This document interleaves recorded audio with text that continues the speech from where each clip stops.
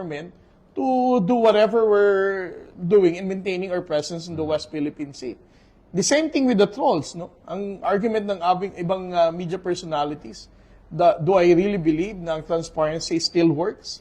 Considering na mas tumataas daw ang bilang ng trolls, considering na mas magiging nagpo-proliferate ang fake news, despite of the transparency strategy that we're doing.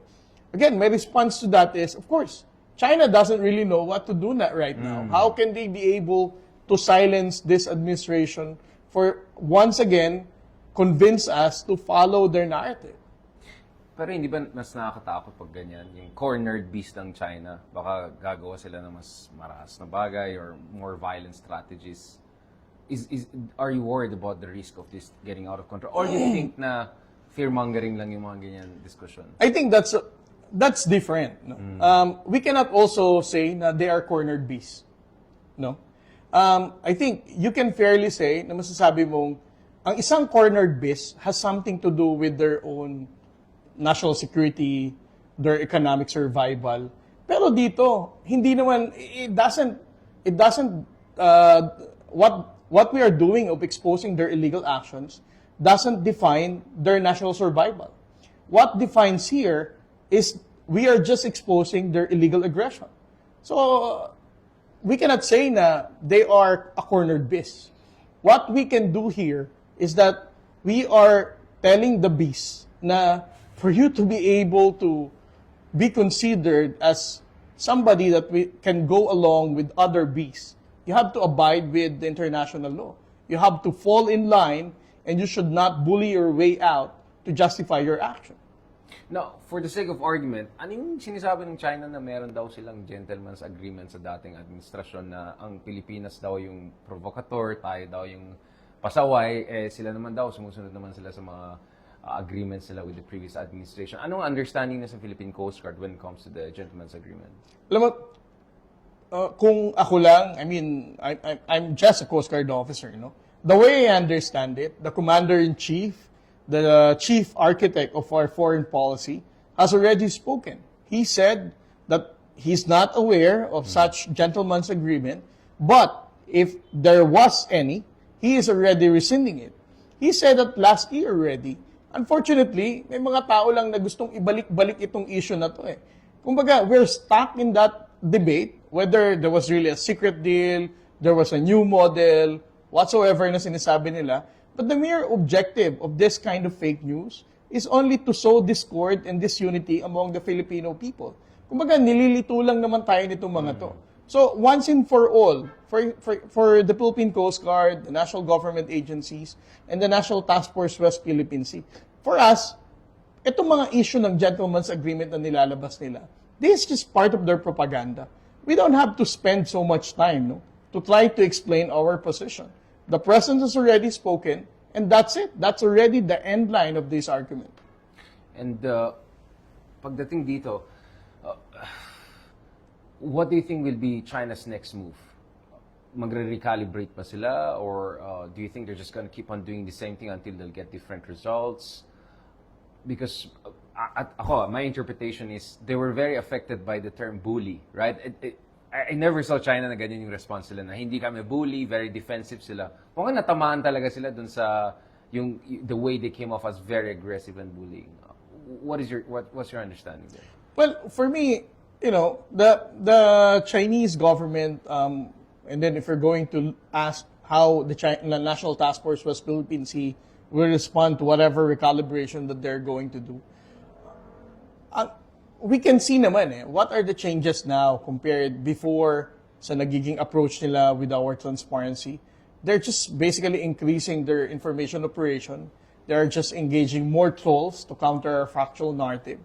And if this will be the calibrated approach of China in countering the transparency strategy, ang sabi nga ni NSA, this is very easy for the national government to respond to. We're just going to keep on telling the truth. We're just going to continuously embed foreign journalists to be our truth tellers, to tell the world what's really happening. And this is the reason kung bakit ang China is also, not even the Chinese, not just even the People's Republic of China, but even their pro-China trolls are saying na ang mga media daw na ini-embed natin are actually the reason why China is being provoked. But this is what we're going to continue doing. So in short, ang sinasabi mo, ang nangyayari dito is parang ginagaslight tayo ng China. Yes. Diba? Parang tayong sinisisi for doing what's right. Sinisisi yung mga media for reporting the truth. So this is a classic case of gaslighting. Now, just for the purpose of education, siguro kasi yung mga ibang kababayan natin, hindi pa rin nila nagigets. Bakit, ano yung division of labor sa pagitan ng Philippine Coast Guard at saka yung Philippine Navy? Di ba yung Philippine Navy naman daw yung gumagawa ng resupply? For instance, dun sa Ayungin Shoal, hindi ba sila yung may obligasyon or mandato no, na protektahan ng ating karagatan? What is the coordination between the Philippine Coast Guard and Philippine Navy? And is it evolving over time? Is it changing? Is it flexible? Ano yung division of labor nangyari dyan? Well, first of all, Richard, no, our change of deploying White House is not something that happened overnight. And it's not something that we can just attribute to President Bongbong Marcos. The very origin of the deployment of Coast Guard vessels started and goes back during the time of President Noynoy Aquino. Of course, there was a standoff, and we're in, the propaganda of the Chinese saying na we are militarizing a simple issue of fishery law enforcement when the Philippine Navy decided to board one of the Chinese fishing vessel in Bajo de Masinloc, and that resulted to a standoff. That was 2012. And then 2013, President Pinoy also realized the importance of deploying white ships instead. That's also the reason why when he went to Japan in 2013, that's his first request to Prime Minister Abe, to support the Philippine government for the acquisition of Coast Guard vessels. That's the 1044-meter vessels that we see now, and of course, the 297-meter vessel. During the time President Aquino, there are two main reasons why he did that. Of course, learning what happened from the Scarborough Shoal standoff, the Chinese propaganda of, not militarizing the dispute. And second is the regional norm. You also have to understand the fact that it's not just the Philippine Coast Guard that is being deployed in the South China Sea. You can also find the Vietnamese Coast Guard, Malaysian Maritime Enforcement Agency, or the Malaysian Coast Guard, and also in Natuna Island with Indonesia also having trouble with China, that they are deploying Bakamla, a white ship as well. So this is the regional norm that nobody is going to militarize the South China Sea. This is primarily the reason why the Coast Guard vessels have been deployed during the time of President Aquino. And then came President Duterte's time. That's the time na nagdatingin naman ang mga barko natin from Japan. And to be fair with President Duterte, he has also relied on the Philippine Coast Guard vessels to be deployed. Tuloy-tuloy yung modernization. Yes, and modernization of the Coast Guard during the time President Duterte. And also, right now, during the time of President Bongbong Marcos. So that explains why Coast Guard is being deployed in the West Philippine Sea. But we should not also discount the fact that the Philippine Navy or the armed forces of the Philippines, they are actually playing a much more important role than the Philippine Coast Guard. Ako, sinasabi ko nga lagi, Richard, for the Philippine Coast Guard, we can just, carry out, maintain our presence in the West Philippine Sea.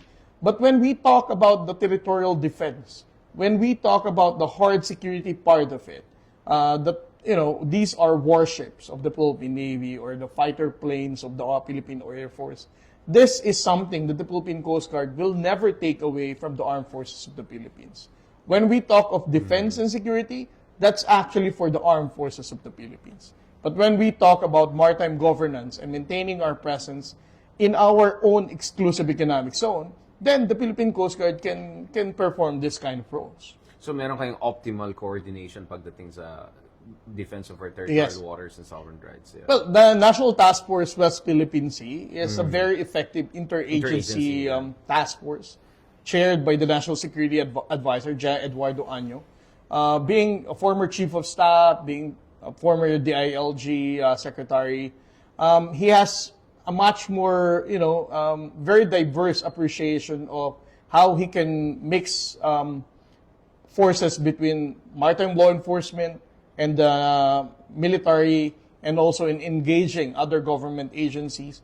So, under General Eduardo Año as our chairman for the National Task Force, he is very effective in having a whole-of-nation approach in addressing the issue in the West Philippine Sea. Pwede pa i-explain, ano tong whole of nation approach? Ang ibig sabihin niyan, hindi lang yung gobyerno, iba't ibang ahensya ng gobyerno, pero involved din dapat yung taong bayan, civil society groups? Yes. Well, one good example of this is whenever we publicize a particular incident. Minsan, nami-mislook ng mga tao, akala yata nila lahat ng sinasabi ko sa media is just something na decided by the Philippine Coast Guard. We have to understand the fact na within the National Task Force West Philippine Sea, there are a lot of working group. For example, the information working group. That's actually chaired by the Presidential Communication Office. Right. So, for a particular incident to be publicized, it has to pass through the vetting of that information working group. And within that group, you have to deal with the Department of Justice, the Department of National Defense, the Department of Transportation, Armed Forces of the Philippines, PCO, the NICA, NSC, and others. No? So all of this have to weigh in on all those information that I would present to be released to the public. So in short, all of these agencies cooperate to attain a certain objective, whether it's more of informational, whether it's diplomatic, or even the economic side of things are also presented to the National Task Force West Philippine Sea. So in short, this is not just a military approach, but you also have to look into the diplomatic approach, the law enforcement approach, even the economic approach of our West Philippine Sea strategy are all discussed within the National Task Force. Bakit mahalaga yung ganyang coordination? Is it also in terms of responses? Also, it's in terms of making sure na one agency doesn't undermine another agency? Why is the coordination part very important? Well, our issue in the National Task Force West Philippine Sea is our relationship in particular with the People's Republic of China is not only limited on our position in the West Philippine Sea. There are a lot of things that are entangled with our relationship with China. Of course, we still have diplomatic relationship with them. We also have economic and trade relationship with China. So all of this has to be considered as well. But beyond that, it's not just China. You also look at other claimant states, Vietnam, Malaysia, Brunei. So all of these things are also being discussed there in a much more macro level appreciation of things. Balikan natin yung Philippine Coast Guard kasi maraming stereotype dyan. The reason pinag-usapan natin yung interagency coordination is because may stereotype na Philippine government, sabog yan, lahat yan, nag-aawa yan, ganyan. So, maganda na na-explain nyo na actually there's tremendous amount of coherence pagdating sa response. And it looks fast enough kasi wala pang ilang oras pag may bullying nangyayari, alam na namin, nakikita na namin yung mga drone shots, nasa-share namin online, nakikita natin yan. So, that is a testament to the growing efficiency and coherence as far as interagency coordination is concerned. But pwede natin balikan, ano yung, kasi pagdating sa Philippine Coast Guard, again, napansin ko, base dun sa aking, whenever I share something on social media, parang surprise ang mga kababayan natin na, mukhang maganda yung mga barko natin. Di ba? Kunyari, may pinakita ko from Philippine Navy. Bago na to, ano ba? Tapos sabi ko, BTS yan, made in Korea yan, yung mga ganun, di ba? Kasi usually, meron tayong mga stereotype na, Philippines, dilapidated, backward tayo. So I think in terms of Philippine Navy, I think they have done a good job and na-share ko rin yung mga updates pagdating sa capacity nila, capabilities nila. And lalong-lalo na yung nangyayari ng joint patrols.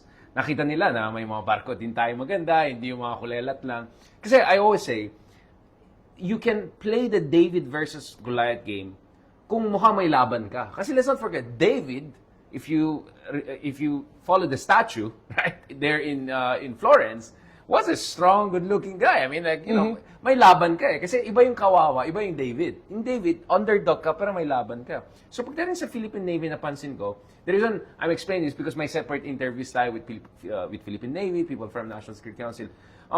Can you tell us a little bit about Philippine Coast Guard?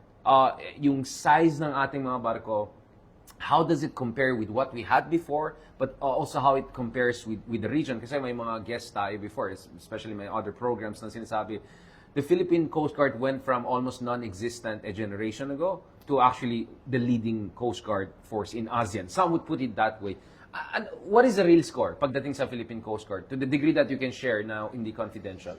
Well, Para malaman nila, David, tayo. Hindi lang yung Philippine Navy, pati yung Philippine Coast Guard. I mean, for Oo. the Philippine Coast Guard, fairly, we can say, no, we are the David. No? Yes. Still good-looking, with Yeah. nice tone of muscle. Pero not as big as the Goliath. Right. I can say na good-looking with nice toned muscle. Kasi ang mga barko natin, hindi naman to second-hand. Eh. All of our vessels are brand new. All of these vessels came from Japan. That's the 1044-meter vessels. That's the 297 meters that we have. And then, we also have French vessel. The 83-meter, ito yung tinatawag nating Gabriela Sila, and also the 24-meter vessels. Yung mga flagship ito mga to. Actually, ang flagship na natin na masasabi ng Coast Guard are the biggest vessels that we have. That's the 97-meter. Dahil nights. Yes, Teresa Magbanwa and Melchor Aquino. These are Puro the... mga babaeng pangalan. I mean, Yeah. that's really something. Oh, Medyo- that's really something, right? I mean, Spartan. Hindi lang David, Amazona na to eh. Amazona. but if you're going to compare it with China, although we can not, because of the limitation of logistics, Yeah. we cannot always deploy the bigger ones, no? The Okay. 97 meters and the 83 meters. So what you can see from the resupply mission, we're always only deploying the 44-meter vessels, no? So the 44-meter vessels, ito yung nakikita nila, maliit pero mabilis, no? And then the 97 meters, kung makita nilang malaki, pero these are still smaller compared to the Chinese Coast Guard vessels. Once we deploy the 97-meter vessel, they can still deploy 110, 115 meters na mga barko. So in short, we remain to be Goliath, David, yeah. and they are still the Goliath because they have bigger vessels, they have more number of vessels. For example, we deploy two 44-meter vessels to support the resupply mission. We can expect somewhere between 4 to 6 Chinese Coast Guard vessels ang i-deploy nila instead. But if you're going to become a Coast Guard that uses your water cannon to prevent legitimate operation and endanger the lives of people, definitely you're not a Coast Guard organization already. So I don't want to compare the ASEAN Coast Guard with that identity of the Chinese Coast Guard. I think they are deviant. And Wait, so Commodore Tario lang, ang sinasabi mo dito, fake yung Coast Guard nila, na talagang parang Navy nila yan? Or, Well, papanggap definitely, lang na mukhang mabait lang na Coast Guard? And there were even reports, no, that some of the retired PLA Navy warship were just basically painted white and commissioned to the Chinese Coast Guard. So, and also the structure itself, it's part of the Chinese Military Commission. Right. So, for me, we cannot really say that the Coast Guard identity for the Philippines, Vietnam, Malaysia, Indonesia, and even Japan doesn't align with the identity of what the China Coast Guard is. So in short, ang sinasabi mo, you scratch a Chinese Coast Guard, you'll get a Chinese Navy. I mean, literally, in this sense, literally, kasi kung yes. kinulayan lang nila yun, eh, di ba? That's true. So, ano yung operational implication ito? Now, when it comes to dealing with China, you have to modernize the Philippine Navy, you have to modernize the Philippine Coast Guard, the two have to coordinate more.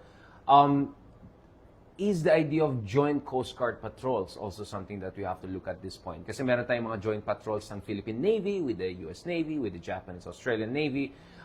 Should we also look at more patrols? I mean, I remember last year, was it June or July, meron tayong first trilateral with Japan and US. Dito rin, medyo malapit sa South China Sea area. But are you looking at that also as emerging as a... I know it's a policy question, maybe it's beyond your pay grade, but from your understanding, put your scholarly hat as a security expert, do you think that could be also the direction of things? Because ang sinasabi mo is, deviant yung China, to put it nicely. I mean, bully sila, di ba? They're violating every basic principle of what a Coast Guard should stand for, not to mention principles of international law.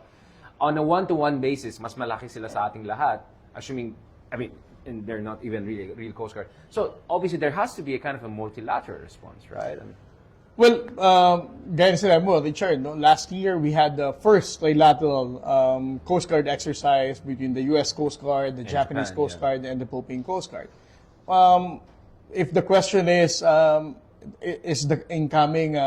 upcoming trilateral exercise between these three countries will be happening also pretty much the same outside the exclusive economic zone, kasi alam naman natin. Within ang nangyari territorial sea, yung last, ano natin, whatnot. territorial sea in Mindoro.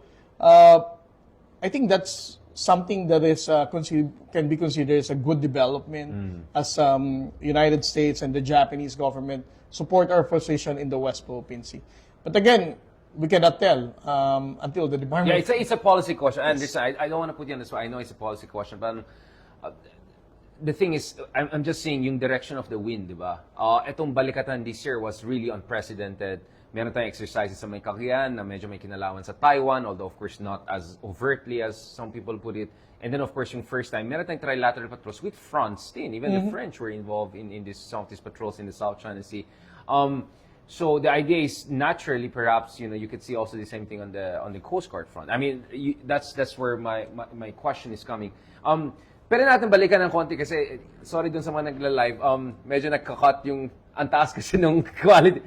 Pero ulit, can you tell us a little bit again about ano yung capacity ng Philippine Coast Guard as it stands? Kasi sabi